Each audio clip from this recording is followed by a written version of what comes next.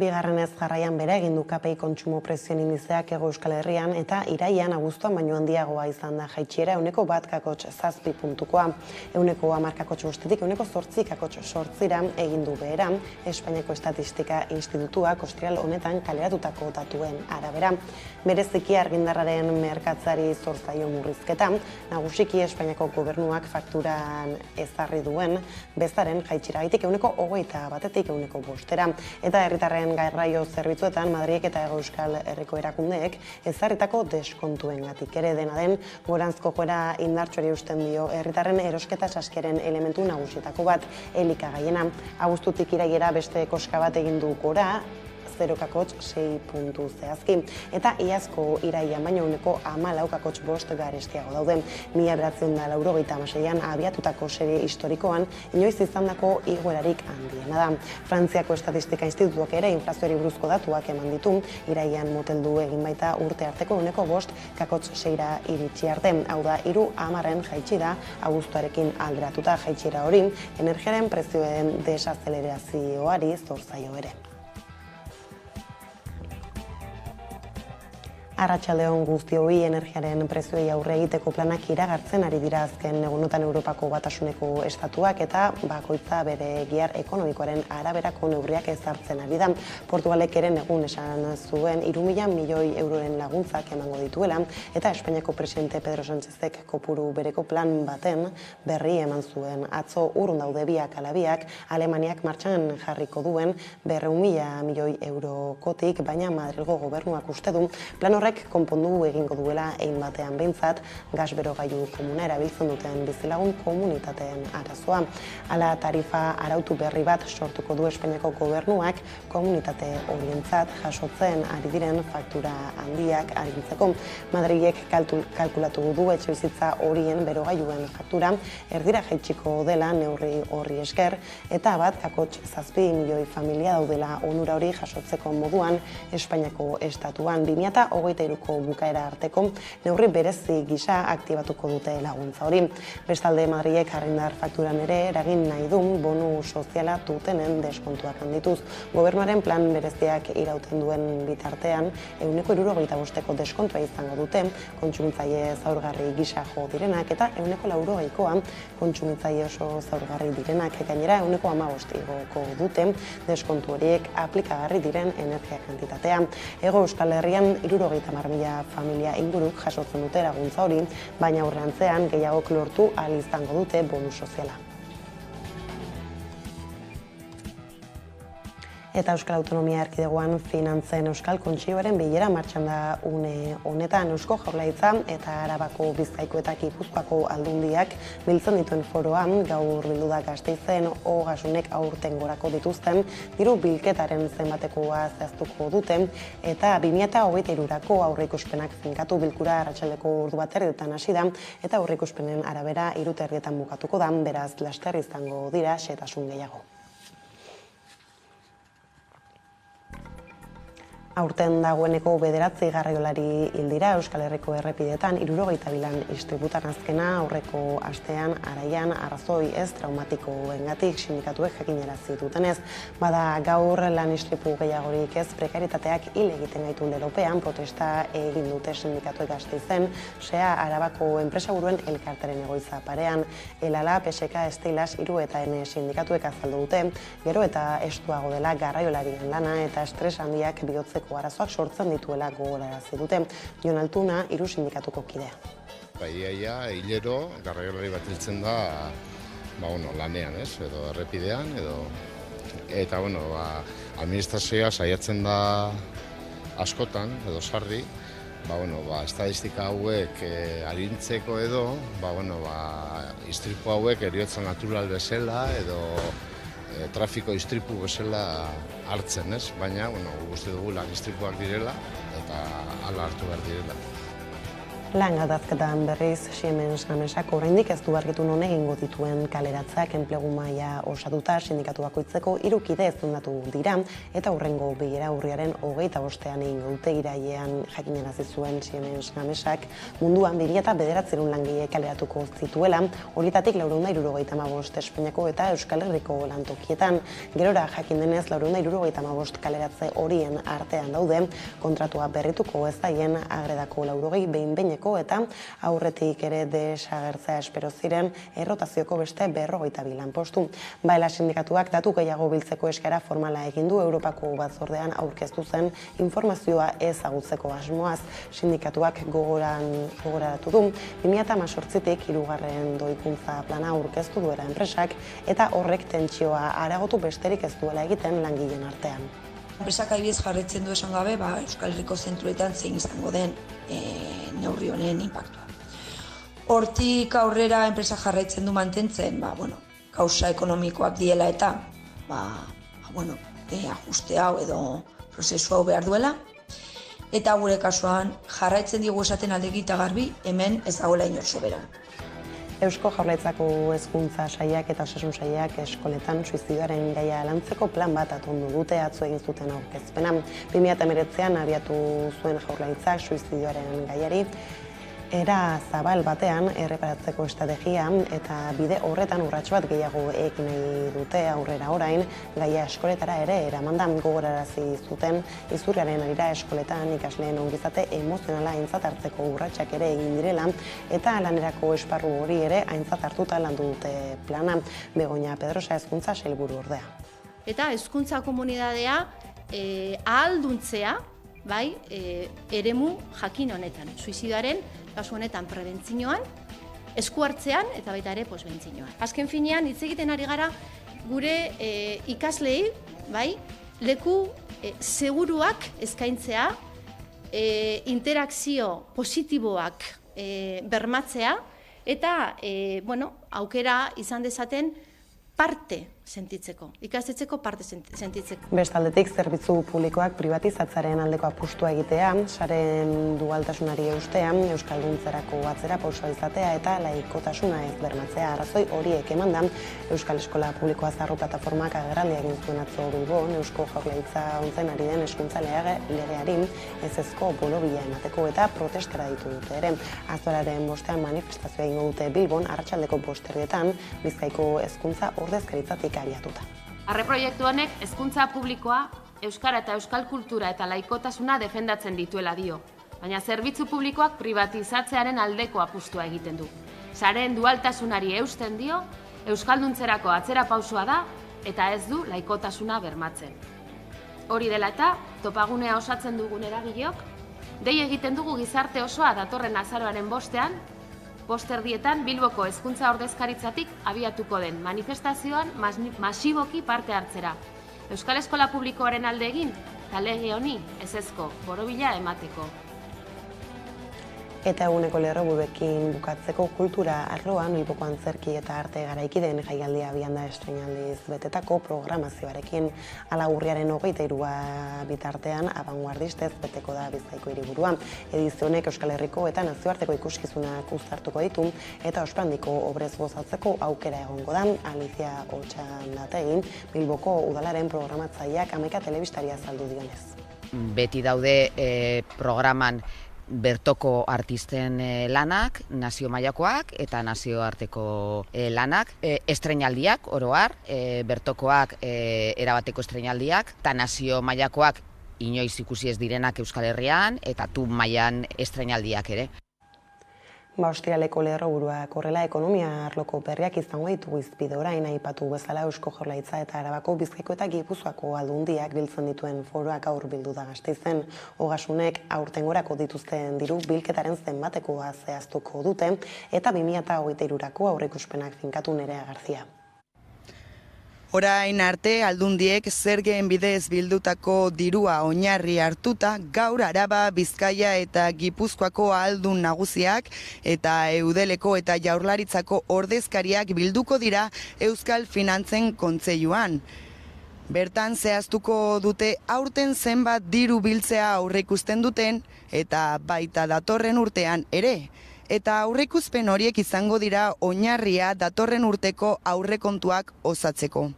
Gako nagusian artean daude zerga handiak, Urkulluren gobernuak sustatutako azpiegiturak, osasun sistema eta aldundien esku diren gizarte zerbitzuak besteak beste. Bete beharrekoa, Araba, Bizkaia eta Gipuzkoako hiritarren sistema publikoaren ongizatea eta lurraldeen arteko oreka bermatzea.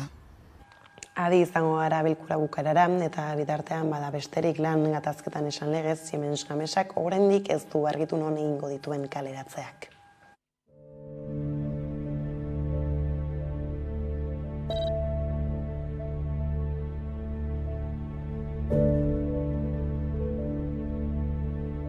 Enpresak adibidez jarraitzen du esan gabe, Euskal Herriko zentruetan zein izango den neurri honen inpaktua. Hortik aurrera enpresa jarraitzen du mantentzen, kausa ekonomikoak diela eta ajuste hau edo prozesu hau behar duela. Eta gure kasuan jarraitzen digu esaten aldeki eta garbi, hemen ez dagoela inor soberan. Langileak pairatzen duten 3. prozesua da azkeneko 4 urtetan, eta horrek tentsio puntu handia suposatzen du, batetik. Eta bestetik lankargak izugarriak dira. Eta hortik aurrera eskatzen diogu. Batetik, hemen inor ez dela soberan, eta eskatzen diogu etorkizunean berriz ere horrelako prozesu baten aurrean aurkitu behar ez izana.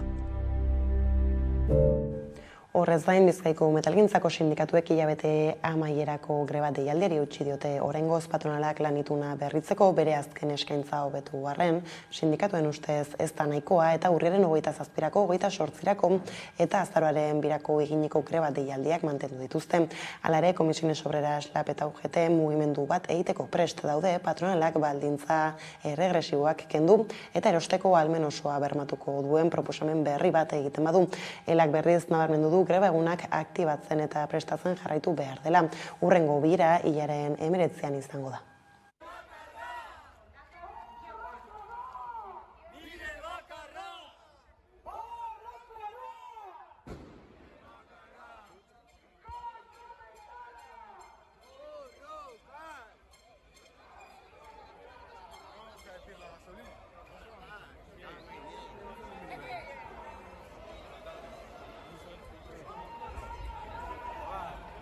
Que no me grabe.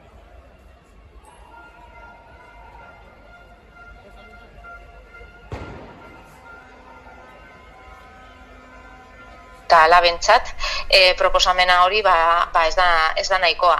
Alde batetik, mantentzen dituelako atzera pausuak, malgutasunean, garantia miniman eta bajetan, eta gero beste alde batetik ekarri du mugimendu berri bat soldata igoretan, baina egintzen duen mugimenduan ez dago bermatuta sektoreko langileen erosalmena.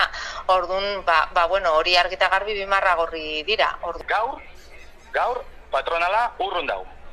Aste bete barru ikusiko dugu, baina guk zentzu horretan 2 aste barru hasten dira grebak eta hori lantzen jarraitu behar dugu eta intensifikatzen mobilizazioak, prestaketak eta greba horiek ondo irtetzea. Porque gu gauza bat argi dakau, bakarrik forma bat egongo da patronalak eduki duinak ero beharrezkoak jartzea maizan. Hau da, greba konbokatuta egotea, grebak gaitasun egitea eta ondo irtetzea eta injar erakustaldi ero gaitasuna eukitzea. Horrek emongo esku bakarrik nahi dugu hitzarmena.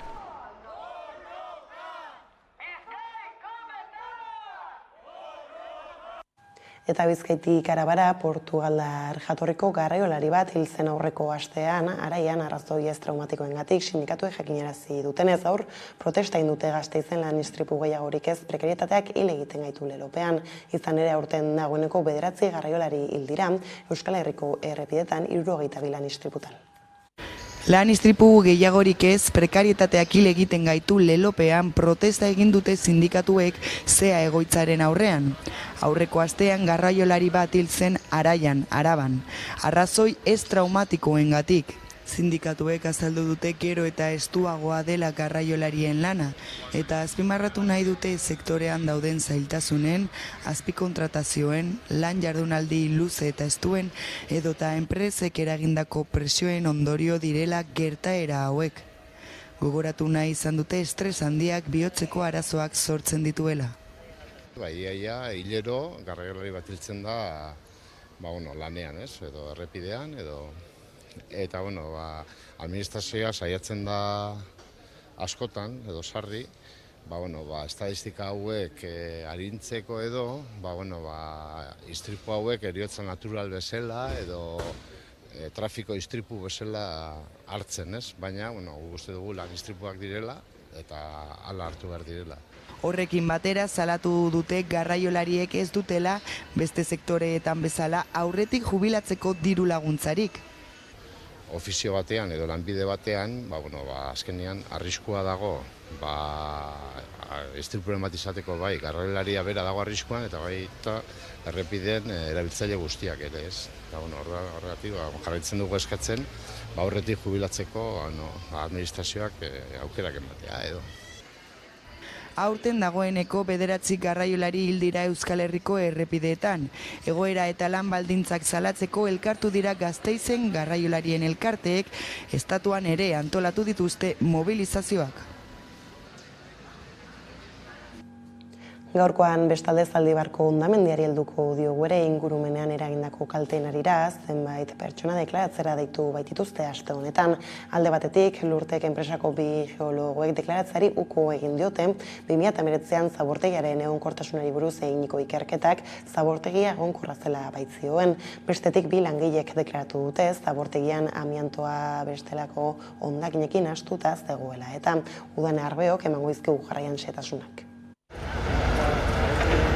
Zaldibarko zabortegiaren auziak irekita jarraitzen du. Aste honetan hain justu hondamendiak ingurumenean eragindako kalteak aztertzen ari den epaileak Lurtek enpresako 2 geologo ikertu gisa deklaratzera deitu ditu, baina 2 uko egin diote deklaratzeari. Iragan ekainean Euskal Herriko eskubide sozialen kartak eta ekologistak martxaneko osaturiko herri akusazioak 2 geologoek deklaratu zezaten eskatu zuten. Epaileak eskaera hori onartuta aste honetan Durangoko auzitegian deklaratzera deitu zieten. 2 geologoen adierazpenen arabera epaileak pertsona gehiago inputatu ala ez erabaki behar zuen, baina esan bezala 2 deklaratzari uko egin diote. Testu inguruan kokatzeko zer nolako lotura dute Zaldibarko hondamendiak eta Lurtek enpresako 2 geologo horiek. Bada Lurtek Geoteknia aholkularitza enpresak zabortegiaren egonkortasunari buruzko ikerketa egin zuen 2019ko maiatzean, Berte Recycling enpresak hala eskatuta. Ikerketa hartan Lurtekek ondorioztatu zuen zabortegia egonkorra zela eta betez gero ere egonkorra izaten jarraituko zuela. CEDEX Espainiako gobernuko herri lanetako ministerioaren esperimentazio zentroak ordea baieztapen horiek ukatu zituen. Halaxe adierazi zen hondamendiaren ondoren epaiaren aginduz CESek egindako peritu txostenean. Horretan azpimarratzen zen Lurtekek kalkuluak gaizki egin zituela eta beraz atera zituen ondorioak ez direla zuzenak. Bestalde Zaldibarko luiziaren ostean amianto arrastoak garbitzen ibili ziren beste 2 langile deitu dituzte deklaratzera aste honetan, zabortegian amiantoa eta beste hondakin batzuk nahastuta zeudela eta. Legearen arabera amiantoa material arriskutsa izanik ezin da bestelako hondakinekin nahastu. 2 langileetako batek epaileari azaldu dio zabortegian zakuen barruan amiantoa bildu eta pilatzen zutela, baina lur jausiaren ondorioz material hori sakabanatu egin zela eta hainbat lekutan agertu. 2. langilaren kasuan antzerako lana egiten zuen, baina horren deklarazioa atzeratu dute, itzultzaile bat izan arte. Euskaraz zein gaztelaniaz hitz egiteko zailtasunak baititu. Ostera abiadura handiko trenari dagokionez, obrei ekin zienetik, erakundek jarritako diru kopurua handitzen joan da 4.500.000 euroko aurrekontuarekin jarri zuten abian Euskal Irrekoa, eta gaur aurkoz ez dago garbi zenbat diru gastatu den. Milioiak eta milioiak urtero aurrekontuetan abiadura handiko trenaren obretara bideratzen diren kopuruak. 16 urte igaro dira obrei ekin zitzaienetik eta handitzen joan da HT-an erakundek ezarritako dirua. Hasieran Araba, Bizkaia eta Gipuzkoako zatia egiteko 4.200.000 euroko aurrekontua jarri zuten. Gaur-gaurkoz baina ez dago garbi zenbat diru gastatu den dagoeneko. Eusko Jaurlaritzaren eskutik egindako Gipuzkoako zateari dagokionez ia 2.000 milioi euro gastatu dira. Gainerako zatia gehituta 5.000 milioi euro inguruko gastu eginda jadanik azpiegitura horretan. Europako kontu auzitegiak 2020an argitaratutako ikerketa batek eguneratu zuen gastu aurreikuspena, 6.500 milioi euro. Eta baliteke amaierako zifra handiagoa izatea. Izan ere hiriburuetako sarreretan eta geltokietan bakarrik 1.200 milioi euro inbertituko dira, onartuta dauden aurrekontuen arabera. Horri gehitu beharko zaio gainegitura guztiak ekarriko duen inbertsioa. ELA sindikatuaren edota EH Bilduren arabera esaterako 10.000 milioi eurotik gertu egongo da gastua obra guztiz amaitzean. Horri gehitu behar zaio Euskal Herriko gainerako trenbide zatien gastua. Nafarroan 1.700 milioi inguru beharko dira dauden proiektuak osatzeko. Gasteiz eta Burgos arteko tren azpiegiturak 1.500 milioi euroko aurrekontua du, baina zati labur bat bakarri doa Araban barrena. Datorren urteko aurrekontuei dagokienez Espainiatik behintzat 118 milioi euro bideratuko dituzte Euskal Herritik igaroko den abiadura handiko trenaren obrekin jarraitzeko.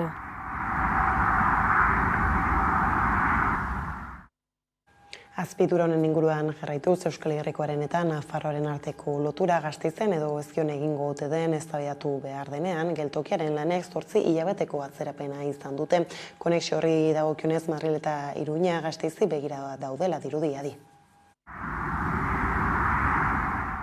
Urtez urte atzeratzen doaz abiadura handiko trenaren obrak. Euskal Herriari dagokionean gainera Euskal Idelakoaren eta Iruñaren arteko lotura nondik egingo den oraindik erabakitzeke dago, Gasteiztik edo Ezkiotik egingo den alegia. Momentu alde batetik edo bestetik egin bi obrekin aurrerantz jarraitzen dute, eta zein geltokirekin geldituko diren eztabaidatzen ari diren une hauetan Ezkioko geltokiaren obrak amaituta izan beharko lukeenean amaitzeke daude. Otsailean bukatuta egon behar zuena irailera arte atzeratu zuten, baina oraindik ez daude amaituta azken txosten ofizialaren arabera. Aipatzeko bestalde ez duela inork azaldu obren atzerapenen zergatia. Bien bitartean iragan udan Espainiako Garraio Ministerioak eta Jaurlaritzako eta Iruñeko gobernuek bi obren arteko loturari heltzeko aurreikusita zuten bilera bertan bera geratu zen.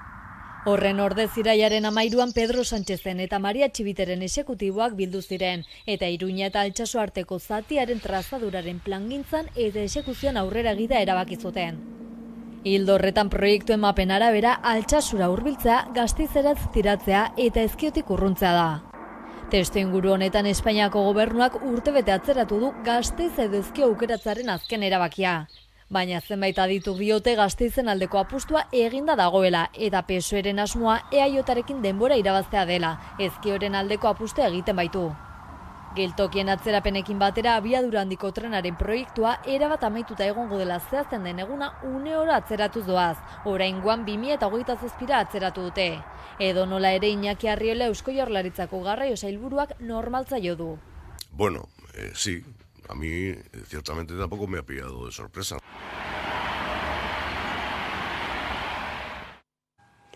Gaiz aldatuta berriz aritu gara lehentxeago ere eskoletan suizidioaren gaia ikusteko betaurrekoekin plan bat egin du Jaurlaritzak hezkuntza eta osasun sailek elkarrekin ondu dute estrategia eta ikasturte honetan bertan hasiko dira irakasleak trebatzen prebentzioa izango da xedeetako bat. Gida bat da eta tresna baliagarria eta orientatzailea izango da ikastetxeetan erabiltzeko eta irakasleei eta eskola komunitate osoari zuzenduta. Estrategiak suizidioaren prebentzioa, esku hartzea eta postbentzioa ditu ardatz. Eta hezkuntza komunitatea ahalduntzea, bai, eremu jakin honetan, suizidioaren kasu honetan prebentzioan, esku hartzean eta baita ere postbentzioan. Azken finean hitz egiten ari gara gure ikaslei, bai, leku seguruak eskaintzea, interakzio positiboak bermatzea eta aukera izan dezaten parte sentitzeko, ikastetxeko parte sentitzeko. Gainera, dokumentu berri honek segurtasuna emango die hezkuntzako profesionalei eskola eremuan izan daitezkeen jokabide suizidako egoerei heltzeko orduan. Jokabide suizidari dagokionez funtsezko zenbait atal nabarmentzen ditu. Hala nola, gizarte eta hezkuntza gaitasunak lantzea ikastetxeetan, ikasleak kudeaketa emozionalen estea, gatazkak eta pertsonen arteko harremanak konpontzeko lan egitea, eta konfiantza giroa sortzea ikasgeletan. Gidak 4 hezkuntza printzipio ditu, inklusioa, ikasle giza zentzua sortzea eta itxaropena sortzea, segurtasuna, konexioa eta komunikazioa, hau da kalitateko interakzioa, eta ongizate pertsonala eta emozionala. Bestalde, dokumentuan zehazten dira jokabide suizidan zer esan duten faktoreak eta nola erantzun horiei. Azkenik azpimarratzekoa da estrategiak prestakuntza eskainiko duela hezkuntzako profesionalentzako, baita ikasleentzako eta komunitate osorako ere. Ordea Eusko Legebiltzarrak Osakidetzari eskatu dio lanean jarrai dezala laguntza obstetrikoa ebidentzia zientifikora eta gizartearen aldaketa soziokulturaletara egokitzeko legez besteko proposamen baten bidez era berean erditze eta jaiotze prozesua esperientzia positiboa eta ahaztezina izan dadin gertuko eta kalitatezko arreta emateko ere galde egin dio. Legez besteko proposamen hori EAJak eta PSek ondu dute Euskal Herria Bilduk aurkeztutakoari osoko zuzenketa jarrita izan ere, bestelakoa zen Euskal Herria Bilduko Oihana Etxebarrietak egindako planteamendua. 2 puntu nagusi zituen proposamenak, batetik Emakunderen eta Osakidetzaren arteko elkarlanaren bitartez 6 hilabeteko epean indarkeria obstetrikoaren kontzientziazioan eta formakuntzan sakondu eta protokoloak aztertzeko lanari ekitea, indarkeria mota hori identifikatu eta ari aurre egiteko mekanismoak abiatzeko. Hemen gaudegu, sententzia batekin eta indarkeria obstetrikoa izendatzen dituen lege batekin. Eta zer egiteko pres gaude. Guk argi dugu, onaino heldu bagara, bidea egiten jarraitu duten eta bidea egiten jarraitzeagatik ere, zauria etengabe irekitzen egon behar izan diren emakumengandik izan dela. Baina ez dagokie beraiei edo ez soilik lan hau egitea. Instituzioari dagokio, sistemaren gaineko analizia, antolaketa egitea. Guri dagokigu, Osakidetzari dagokio haiekin batera. Guztira 26 urte espetxean eman ostean eta 2 kartzelaldi gaindituta askeda azkenik Carlos Apeztegia Jaka Iruñan jaio eta Hernaniko bizilaguna dena. Honekin bidira azken 24 orduetan askatasuna berreskuratu duten euskal presoak izan ere, Jon Kepa Parot ostegunean irten da azkenik baldintzapeko askatasuna onarturik.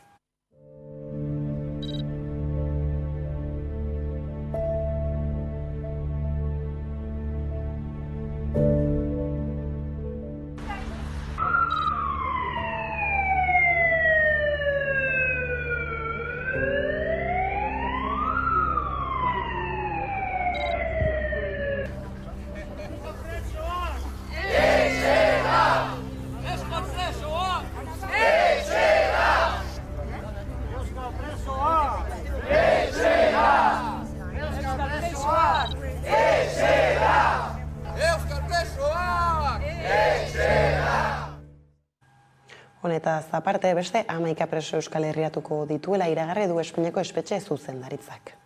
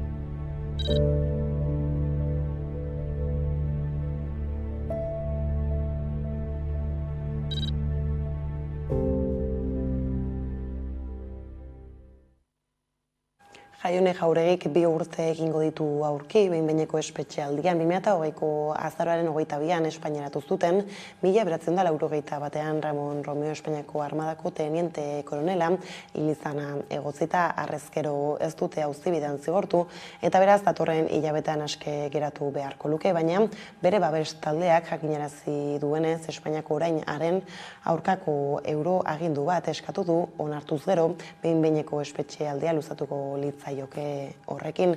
Eta Euskal Preso bueltakoekin bukatzeko bada besteri, Jon Agirre Agirianon preso ohia hil egin da. 2011an geratu zen libre, 30 urte espetxean igaro eta gero.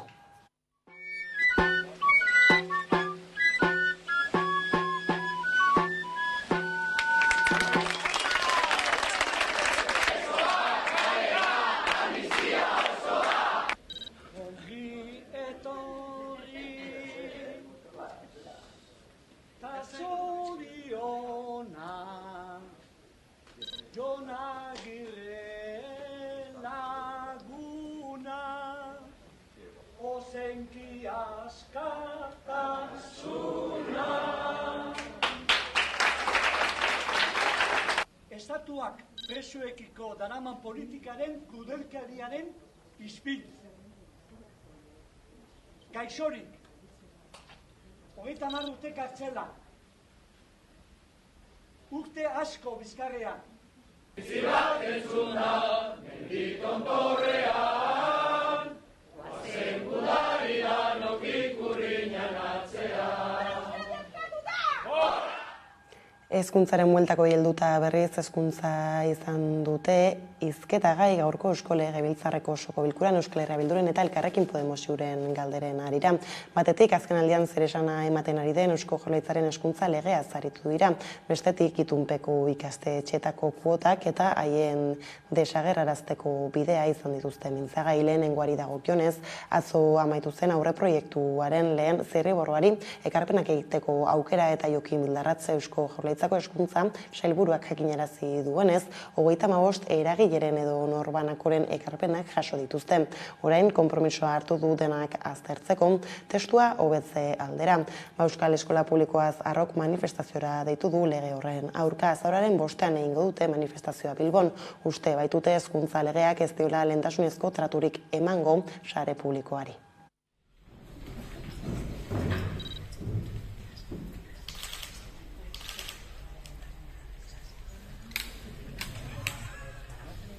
Aurreproiektu honek hezkuntza publikoa, euskara eta euskal kultura eta laikotasuna defendatzen dituela dio, baina zerbitzu publikoak privatizatzearen aldeko apustua egiten du.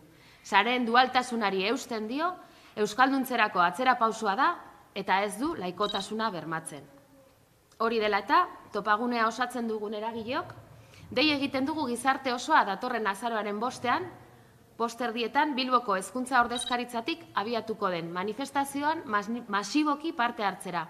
Euskal Eskola Publikoaren alde egin, eta lege honi ezezko borobila emateko.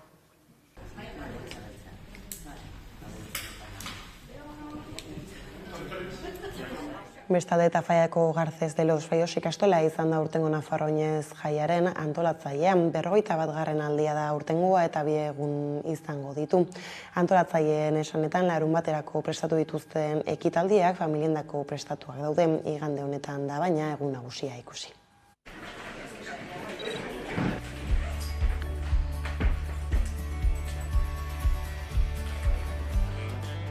Tafallako ikastolak mende erdia bete du. Eta Oinez honen leloak gogoratzen duen bezala, gure erdialde maitean euskara ereiten jarraitu nahi dugu. Azken hilabeteetan askotan egin dugu amets urriaren 16arekin. Gure ametsetan ilusioaren eta guztiok berriro euskararen alde elkartzearen ideia gisa ageri den eguna da.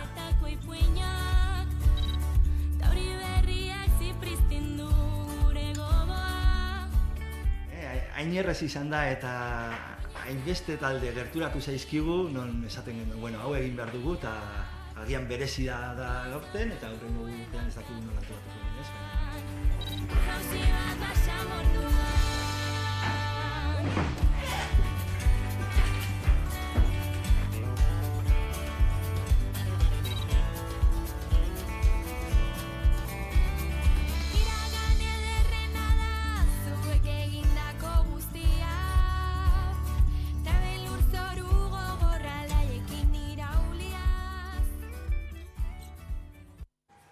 Eta albistegiarekin bukatzeko Tafaiatik Bilbora, martxan da antzerki eta arte garaikideen jaialdia urriaren 23 bitartean atzo hasi zen, eta Metro Koadroka sormen laborategiaren zeo zertan dabil, baina ez dakit zertan izeneko ikuskizunak ireki zuen festivala.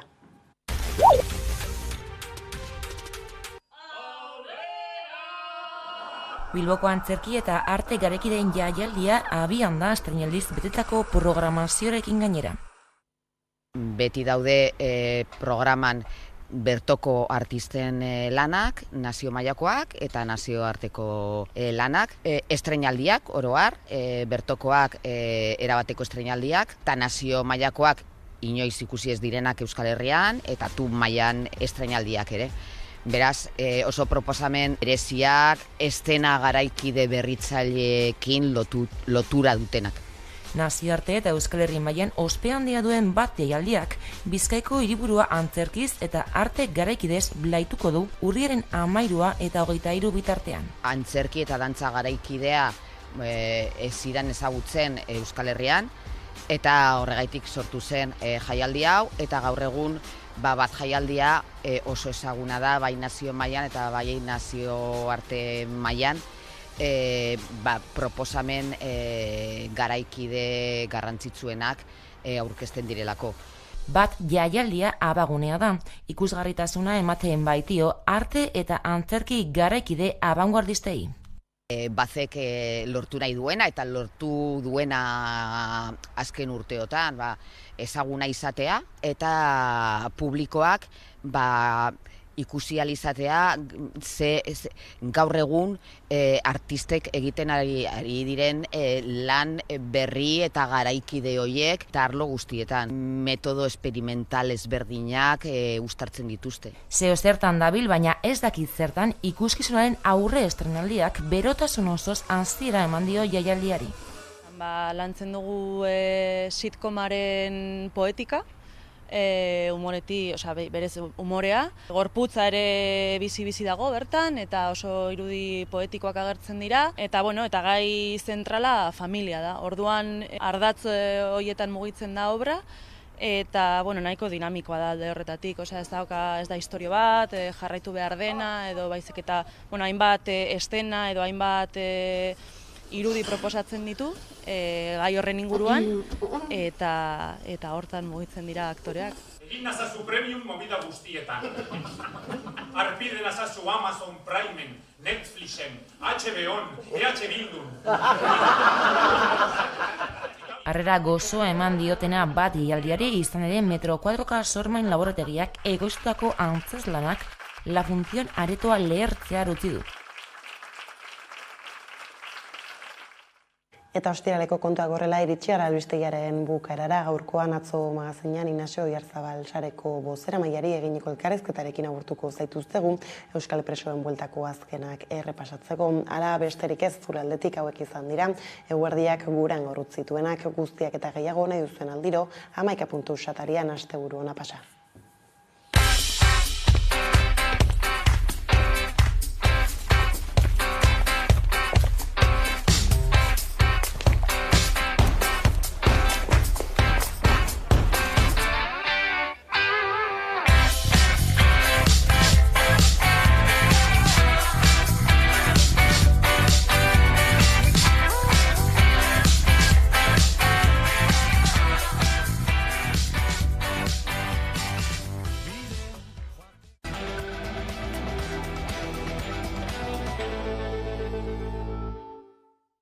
Egunero legez eguneko elkarrizketari atea irekiko diogu, horretarako gaurkoan gurekin dugu Inazio Oiarzabal, zareko bozeramailea, eguerdion. Eguerdion.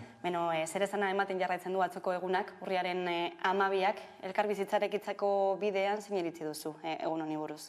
Beti izan da egun bat, alde horretatik, konfrontazio pixkate sortu dune egun bat, eta oraindik horrela jarraitzen du, garbi dago, elkarbizitzaren norabidean pauso ezberdinak eman behar direla, eta gai hontan ere, eta egoera hontan ere bai, nik uste eta adostasun batzuk iritsi behar direla, eta errespetuzko erabaki batzuk hartu beharko diola.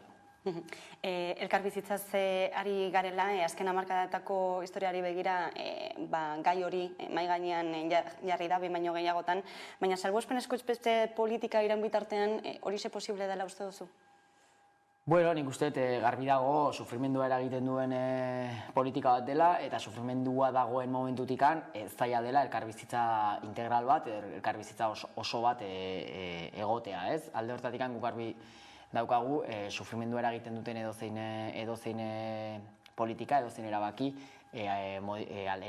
irauli behar dela, aldatu behar dela, eta bide hortan behin betiko zatzean utzi behar degula, eta dena nahi degun etorkizuna eraikitze hori bultzatu behar degula, eta salbuespenezko espetxe politika bertan bera geratzeak izugarrizko pausua emango luke elkarbizitzaren norabidean.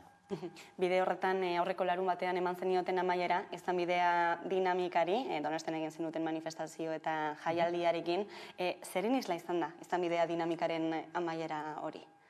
Bueno, guretzako larun bateko irudiak berak bakarrik hitz egiten duten irudi batzuk dira, ez? Guk duela 2 urte eta erdi, izan bidea dinamika martxan jarri genunean, garbi geneukan, salbuespenezko espetxe politika amaitzeko eskatzen genuen hori, beste modu batean jendartera hartu behar genuela, modu aktibo batean, parte hartzeko era ezberdinetan, gazte jendera ere gerturatu behar ginela, ez? Eta 2 urte hauetan, 11 ekimen egin ditugu, Meditontorretara egoera, herriko plazatara atera gera, kilometroak egin ditugu, korrika, oinez, modu ezberdinetan. Eta larun batean horri amaiera biribil bat eman nahi genion, 11etan bulebarrean ikusi ziren irudiak, ez? Pixkat musikarekin, kolorearekin, da pixkat jendearen parte hartze horrekin jokatzen, jendetza bildu zen bulebarrean.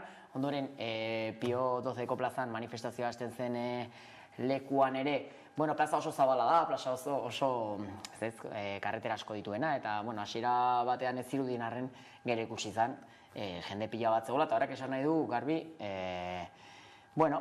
jendearentzako lehentasunezko arazo bat dela, salbuespenezko espetxe politika hau behin betiko amaitzea, etorkizunari begira jartzea, elkarbizitzaren, lehen aipatu dugu elkarbizitza horren eta konponbidearen norabidean, benetako pauso garrantzitsu horiek denon artean ematea, eta oso pozik bertan ikusten ziren irudiekin garbi dagolako ditugun aldarrikapenak ez direla gutxi batzuena, baizik eta jendarte osoaren arazo eta lehentasunak direla, eta oraindik orain Euskal Herriratzeak lehentasunezko edo premiazko aldaketa izan arren, norabide bat dagoela egiteko, bide oso bat dagoela egiteko, elkarrekin egiteko prest gaudena, ikusi izan jendartearen alde zabal bat prest dagoela elkarrekin bide bat egiten jarraitzeko, eta bide hortan erabakiak hartzen dituzten administrazio eta instituzioek atzetik datuzela eta berandu datuzela, baina bide hori hartu beharko dutela.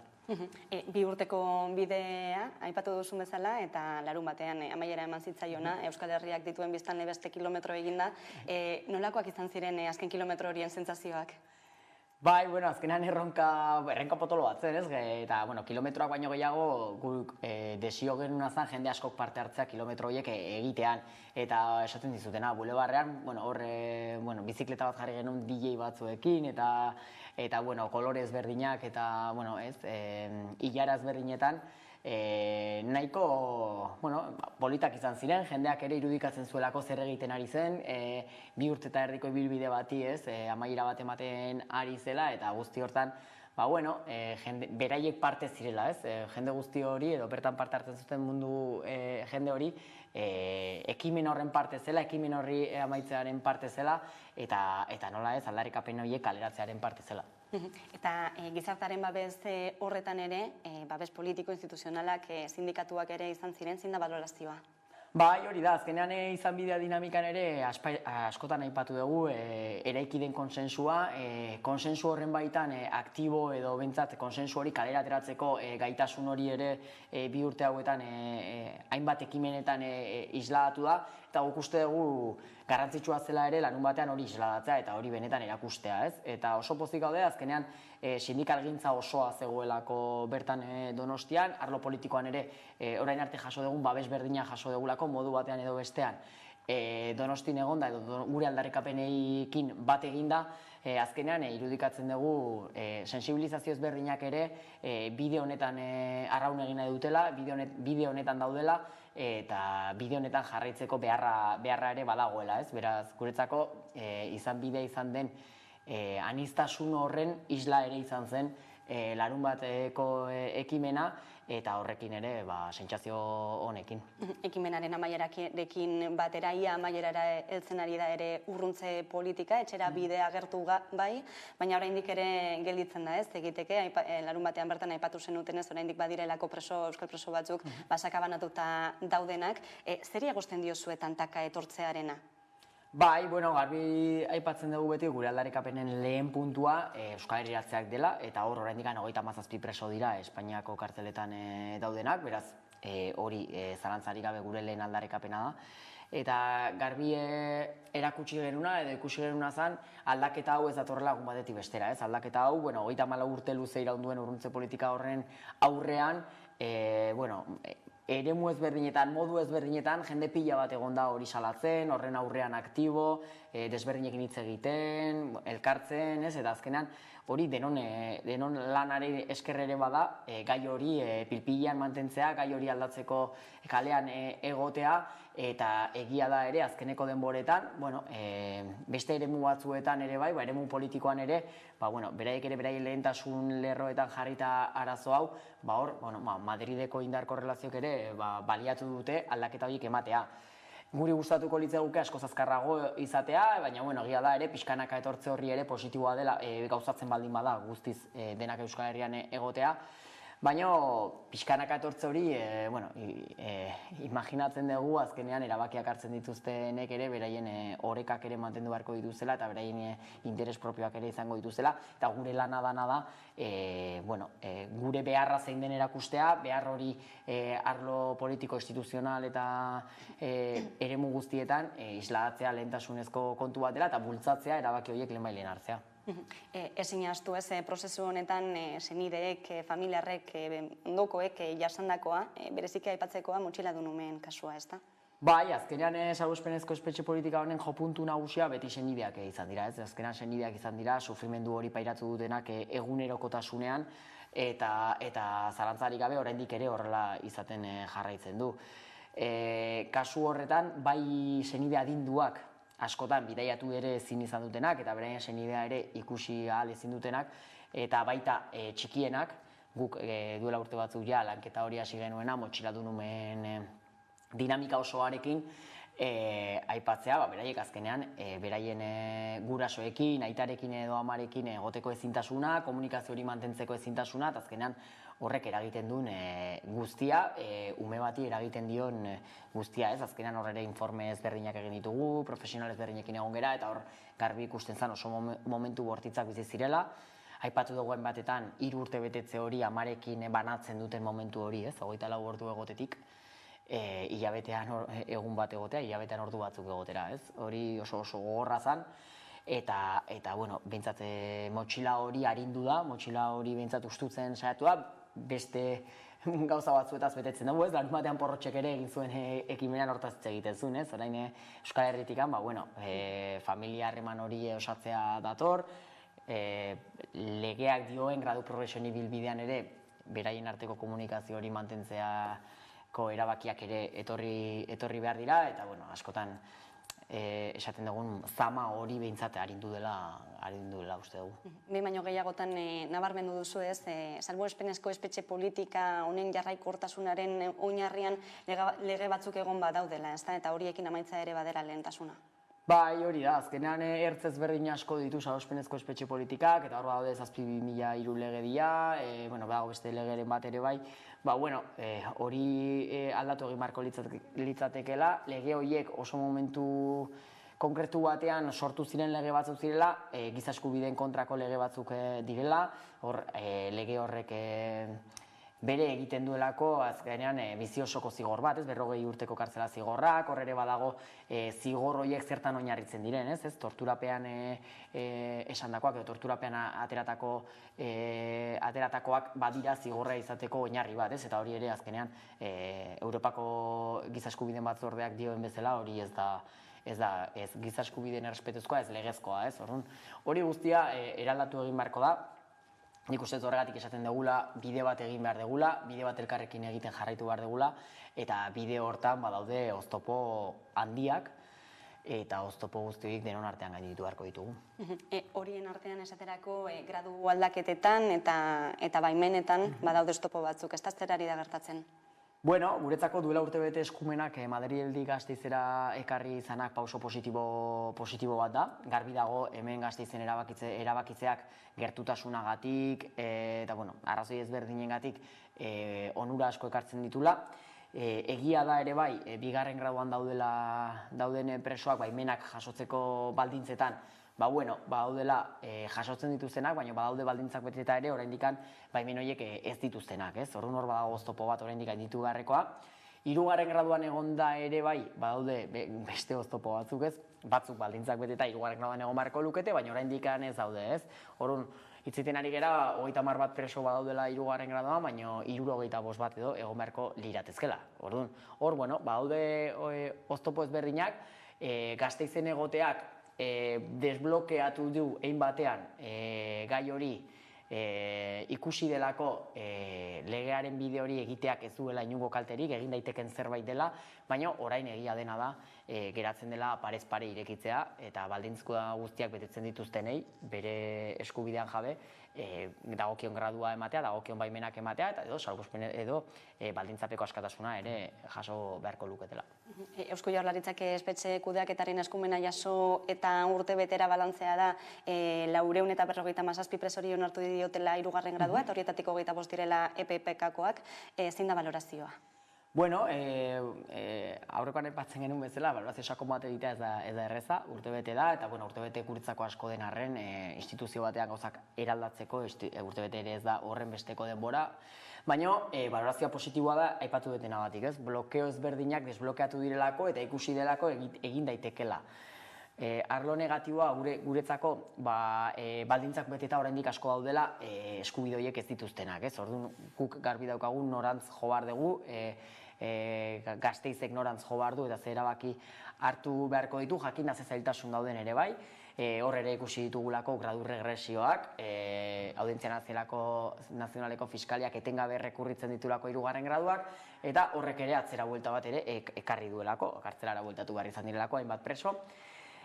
Eta nik uste dut, zailtasun bide bat egiten ari dela, bai Euskal Herriratzeak, bai honetan guk nahiko genukena, baina motelago, baina egia da egiteak berak ere baduela balioan jarri behar degula eta guk horretan bultzatu behar degula eta kaleak berak edo jendarteak ere horretan bultzatu behar duela eta guretzako larun batean garbi ikusi zen jendartea iritsi dela etorkizunari begira dagoela eta iraganeko arazo hauek jada zarkituak bezala ikusten ditula, naiz eta lehentasunezko arazo bat izan hori aldatzeko, baina instituzioak oraindik atzerago daudela eta pauso horiek berehalakoan eman beharko dituztela. Azkenean denok daukagu buruan ere bai ez, urtebete barru Madrilen hauteskunde batzuk egongo direla eta horrek ere dena hankaz gora jar dezakelako. Orduan gure mezua garbia da eta da ez utzi biharko gaur egin dezakezuna, ez? Eta espero duguna da Euskal Herriratzekin hori ematea eta Gasteizek hartu behar ditugun erabakiekin ere pausoka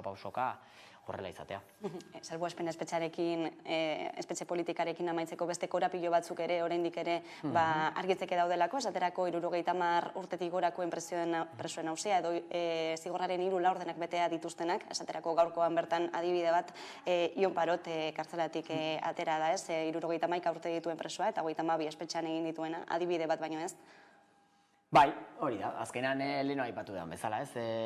40 urteko kartzela zigorrak bere egiten dituen lege bat badago, eta horrek esan nahi duena bizi osoko zigor bat betetzen dutela, adinduen presoen sufrimendua etengabekoa da, azkenan kartzelak ez daudelako egindak adineko pertsonentzako, badaude 3 laurdenak bete dituztenak, baina badaude ere bai beste arazo batzuk, beste egoera batzuk, ez da, Frantzian zigorra bete dutenei, Espainian ez zaiela akumulatzen, eta orduan zigorra 2 aldiz betetzen ari direla, ez? Orduan hor badaude ertz asko, denon artean gainditu beharko ditugunak, pixkanaka gainditu beharko ditugunak, zalantza egiten dut denbora honetan Madriden hauteskundei begira jarrita egonda, ze puntura arte lortu halko den hori, baina garbi daukatena da ere, datozen denboretan ere, han dauden indar korrelazioak daudela, guk gurera jo beharko genukela, eta guk Gasteizko parlamentuan, kalean eta eremu guztietan saiatu behar gehala erakusten hemen ez dagoela inongo arazorik, aldaketa horiek emateko, ez dagoela inongo arazorik politika horiek iraultzeko, guk garbi daukagulako sufrimendua eragiten duen guzti hori atzean utzi behar degula, atzetik datozen arazo guzti horiek gainditu behar ditugula, eta denon artean elkarbizitza eta konponbide bat eraiki behar degula. Beste kontu bat ere, bergizarteratzeari buruz, zein iritzi daukazu? Zein utzune dira edo zer egin beharko litzateke bergizarteratze hori indartzeko? Bueno, legeak dioen graduen progresio hori horretara begira dagoela esango nuke. Ados egonda edo ez hori da legeak dioena eta hori da gradu progresioen oinarria. Lehen aipatu bezala, 3. graduan daudenak edo baldintzapekoan daudenak erakutsi dute ez dagoela arazorik horrelako egoera bat emateko euskal presoekin ere, eta uste dena da hori inongo oztoporik gabe utzi behar zaiela egiten euskal presoei, ez? Gero egia da, zailtasun asko ematen direla, azkenean gugat salosperezko espetxe politika hau dator euskal presoak lehen gradu batetik egotetik, hau da, inongo bergizarteratzeko aukerarik gabe, 23 urte ziega batean egotetik, 24 ordu kalean egotera, 27, 30, 23 urte eta gero. Hori, psikologikoki hori izugarria izan da. Oain, legeak dioen bidea utziko balitz, nik uste horrek ere aukera ematen duela pixkanaka kalea ezagutu, kalean egotea, lan baimenetan ere, lan mundura ere sartzeko aukera ematen duela, eta nik uste behintzat naiz eta igual nik beste politika bat hartuko nuke eta bergizarteratze hori naturalago eta askoz erreztuko nuken, orain dagoenak utziko balitzaieke presoei asko lagunduko luke bergizarteratze hori errezten. Izan bidea dinamikaren amaiera helduta, aro berri baten hasiera izango da, behintzat beste hitzordu bat jarri duzu dagoeneko, urtarrilaren 7ko manifestazioa urteroko hori. Bai, lehen aipatu dudan bezala, oraindik oztopo asko daude gainditzeko eta bide oso bat egiten jarraitu behar dugu, beraz bidean eta lanean jarraitu beharko dugu herriz herri, auzoz-auzo.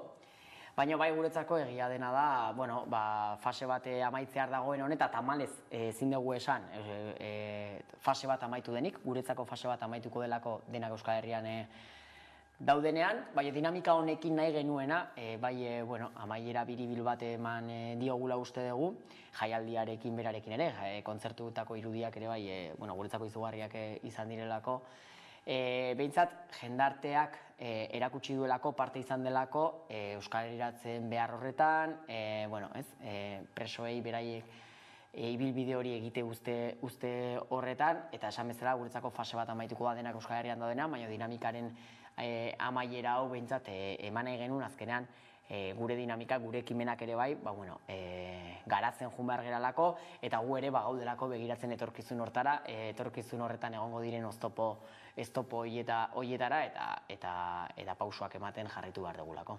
Baina zeo Oiarzabalzareko bozeramailea, mila esker Hamaika Telebistara gerturatzeagatik beste behin. Bai, zuei, eskerrik asko. Eskerrik asko.